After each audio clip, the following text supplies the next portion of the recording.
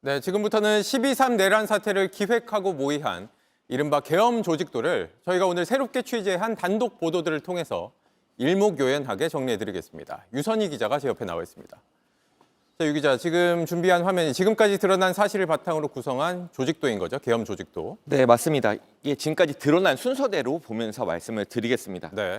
최근까지는 이제 윤석열 대통령, 김용현 전 국방부 장관, 그리고 여인영 방첩사령관, 그러니까 충암고등학교 선후배들로 이루어진 이 충암파 중심으로 계엄이 준비가 됐다 이렇게 알려져 왔습니다. 네. 그런데 여기에 추가로 한 명이 드러났죠. 노상원 전 정보사령관, 현역도 아닌 노 전 사령관이 드러나면서 과거 계엄에서도 보지 못했던 현역과 비선이 뒤섞인 약간 이상한 형태의 계엄 조직도가 이제 드러나기 시작을 한 겁니다. 네. 특히나 이 예비역 민간인 노상원 씨는 민간인인데도 이 계엄 사태의 핵심 역할을 했다 이렇게 지목을 받고 있어요. 네, 그게 확인된 계기가 계엄 바로 이틀 전에 있었던 이른바 롯데리아 계엄 회동입니다. 네. 이 노 전 사령관이 누구를 불렀냐면 현역인 문상호 정보사령관을 불렀습니다. 그리고 문상호 정보사령관을 통해서 역시 현역인 김모 대령 그리고 정모 대령까지 롯데리아로 불러서 계엄을 모의한 정황이 지금 드러난 상태거든요. 네. 여기에 노 전 사령관이 다시 롯데리아로 부른 사람이 있습니다. 바로 김용군 전 국방부 조사본부 이제 수사본부장입니다. 새롭게 등장한 인물이네요. 네, 맞습니다. 이 노상원 전 정보사령관, 김용군 전 국방부 조사본부 대령 이 두 사람 다 이제 불명예 전역을 하게 됐는데 이 내용은 이제 뒤에 다시 전해드리겠습니다. 네. 그런가 하면 탱크 부대 동원 의혹도 불거졌잖아요. 이 육군 기갑 여단장이 계엄 당일에 대기 상태였다라는 거. 네, 그 조직을 보기 위해선 다시 김용현 전 국방부 장관 쪽으로 돌아가 보겠습니다. 네. 김 전 장관이 계엄 당일에 점심을 함께한 사람이 있는데요. 바로 그 박모 국방부 정책차장과 점심을 같이 했습니다. 네. 이게 방 차장은 점심을 하고 나서 오후에 이제 휴가를 내고 판교에 있는 정보사령부로 가서 대기를 했는데 그때 정보사에 함께 있었던 게 바로 구모 육군 제2 기갑 여단장인 것으로 확인이 된 상태입니다. 네. 그러면 이 조직도의 인물들이 어떤 역할을 한 건지 저희가 취재한 단독 보도 내용을 좀 전해드리고 유선희 기자와 다시 한번 정리를 해보죠. 내란 사태 2인자 김용현 전 장관은 계엄 선포 사흘 전 자신의 공간으로 두 사람을 불러냅니다. 성범죄로 군복을 벗은 노상원 전 정보사령관, 충암고 후배 여인형 방첩사령관입니다. 그리고 바로 다음 날 노상원 씨는 자신의 집 앞 롯데리아에서 정보사 수뇌부를 모아놓고 계엄 작전을 지시합니다. 먼저 심가은 기자입니다. 12.3 내란 사태 사흘 전인 11월 30일 서울 한남동에 있는 국방부 장관 공간에서 김용현 전 국방부 장관과 노상원 전 정보사령관이 만났습니다. 여인영 방첩사령관이 공간에 보고를 하러 갔다가 민간인 신분인 노 전 사령관을 본 겁니다. 여 사령관과 인사를 나눈 노 전 사령관은 김 전 장관과 독대를 했습니다. 이후 김 전 장관은 여 사령관을 불러 계엄이 있을 거라는 언지를 줬습니다. 계엄이 선포되면 국회에 방첩사 요원들을 보내고 선관위에 가서 부정선거 증거가 담긴 데이터를 갖고 오라는 명령도 내렸습니다. 노 전 사령관이 롯데리아 모의를 위해 문상호 정보사령관과 정보사대령 2명을 부른 건 독대한 바로 다음 날이었습니다. 이곳 롯데리아는 안양 정보사령부와 차로 40여 분 거리입니다. 성범죄로 불명예 전역하고 역술인으로 지내던 노 전 사령관이 사실상 계엄의 중추적 역할, 즉 야전 사령관을 맡은 셈입니다. 경찰은 노 전 사령관이 사전에 김 전 장관과 내란을 논의한 정황이 확인됐다고 밝혔고 검찰 역시 이날 두 사람 사이에 구체적인 계엄 관련 논의가 오갔을 걸로 보고 있습니다. 노상원은 계엄령 포고문을 그 초안을 작성한 사람으로 추정됩니다. 이번 12.3 내란 사건에서 정보사령부 병력 동원에 중요한 임무와 작전을 서로 수립 실행코자 하였다 하는 점입니다. 롯데리아 계엄 모의의 출발점은 내란 2인자 김용현 전 장관이었고 그 위엔 우두머리 윤석열 대통령이 있었다고 수사기관은 보고 있습니다. JTBC 심가은입니다. 네, 이렇게 지휘부가 구체적인 지시를 내리자 군의 행동대장들은 각자 역할을 준비합니다. 문상호 정보사령관은 롯데리아에서 선관위 장악 지시를 받게 되죠.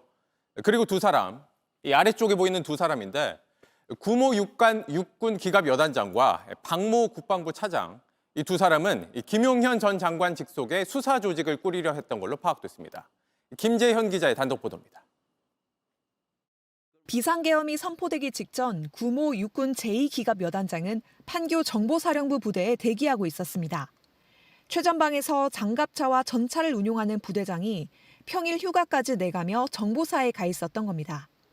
당시 구 여단장이 정보사에 대기했던 건 노상원 전 정보사령관이 기획했던 제2수사단의 단장을 맡기 위해서였던 것으로 파악됐습니다.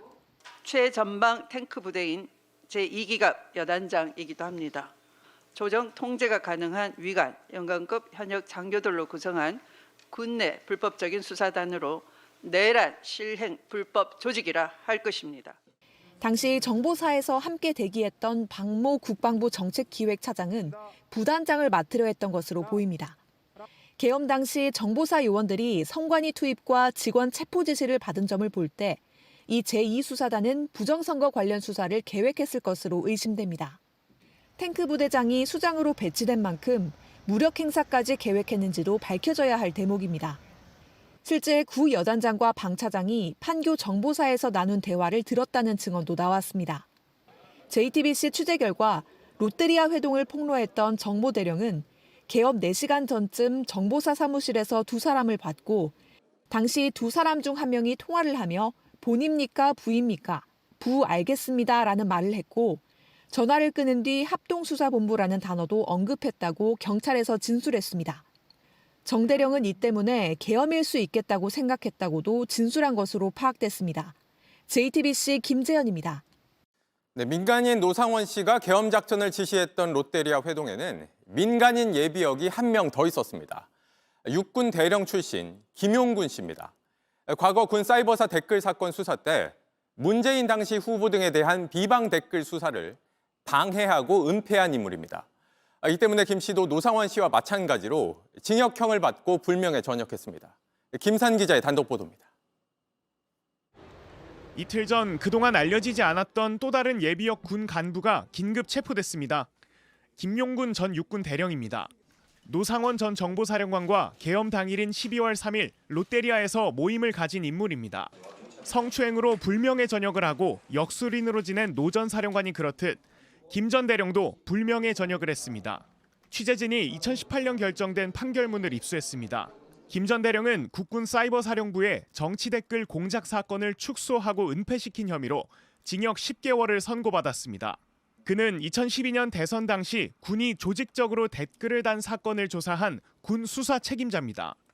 김 전 대령은 문재인 안철수를 비난하는 온라인 글을 게시하라는 지시를 받았다는 진술을 확보한 부하 수사관에게 왜 내가 대선 개입 수사를 하냐며 내가 벌인 일은 내가 수습하라며 오히려 질책했습니다.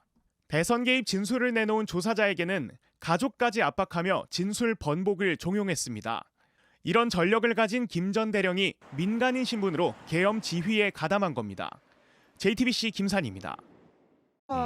내지는 좀 개혁 혁신이 필요할 것 같은 게 지금 사조직 같은 게 운영이 됐다라는 거 그러니까 아니에요? 그럴 수 있는 게 뭐예요? 그러니까 사조직이라는 게 있을 수 있나? 김용현, 예.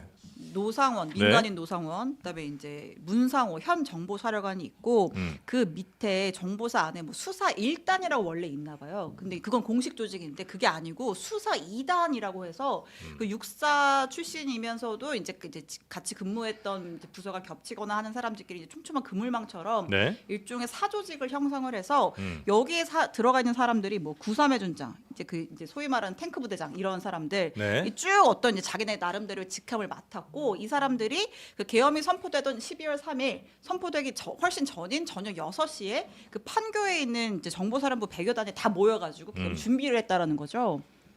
그러니까 이제 움직인 거예요, 철저하게. 예. 그때 과거 12.12 사태 하나회하고 비교를 해보면 그때 하나회가 이번에 용연파 그리고 용연파가 더 발전해가지고 말씀하신 수사 2단이 된 거고 하나회 그때 당시에는 30 경비반에 모여 있었는데 이번에는 판교 정보사 100여 단에 모여 있었던 거예요. 그리고 그때는 수방사 대령이 우리 멋진 정우성이 나왔던 그때 정우성이 수방사령관으로 나오잖아요, 서울에 보면서. 그래갖고 그 항명을 하잖아요. 너 와! 그러니까 안 가잖아요. 마찬가지로 이번에도 이 정보사 100여 단에 모여 있었던 사람들이 다 명령 불복종으로 자신들의 직속 상관한테 보고도 않고 거기 가 있었던 거예요. 그런데 제가 한번 그 조직도를 그려봤거든요. 네. 그러니까 윤석열 대통령 아래 김용현이 있었고 예. 김용현 아래 노상원이 있고 노상원 아래 노상원은 민간인이죠. 그렇죠. 민간이니까 전직 전 정보사령관. 정보사령관. 안산시 모범 네. 역술인. 역술인 일명 햄버거 보살. 그다음에 이제 노상원 아래 현직 정보사령관 문상호가 문상호. 있고 이 문상호가 좌우 날개를 펼쳐가지고 예. 정대령이 있고 김대령이 있습니다. 아. 근데 이분들이 다 햄버거 회동의 1차에 있었던 사람인데 네. 이 문상호의 좌측 날개인 정대령이 이번에 햄버거 네. 회동은 내란의 네. 기본 실행 준비 단계였다. 네. 국민 여러분 죄송합니다. 아. 양심 고백을 하셨죠. 예. 그래도 이제 처벌은 면치 못합니다. 아, 정리를 더 깔끔하게 네, 정대령님 하셨네. 아셔야 됩니다. 예. 정대령이 네. 검찰 가서 진술한 그렇죠. 사람이죠. 예. 그리고 정대령과 이 김대령 아래 예. 이 세 명의 중령이 있습니다. 예. 그러니까 얘네들이 다 육사 출신들이어가지고 예. 정보분과에 있었던 거예요. 그런데 이 노상원의 특징이 뭐냐면 노상원 본인도 전과자고 본인과 주변에 있는 사람들이 좀 전과자고 문제가 많은 사람들이에요. 그러다 보니까 이제 군복을 벗어야 되고 네. 불명예 제대를 하고 네. 인사에서 배제되니까 나 이렇게 끝낼 수 없어. 어허. 어떡하지? 하니까 노상원이 있구나. 노상원 통해 가지고 이 계엄에 내가 리스크를 안고 뛰어 들어 가지고 공을 세워서 내가 소장으로 끝난 게 아니라 대장까지도 가봐야겠다. 이 정도의 동기부여가 되지 않았다고 하면 이 내란죄, 네, 사형 아니면 무기징역 이게 엄청난 엄청난 일을 일을 안 할 수가 없는 거예요.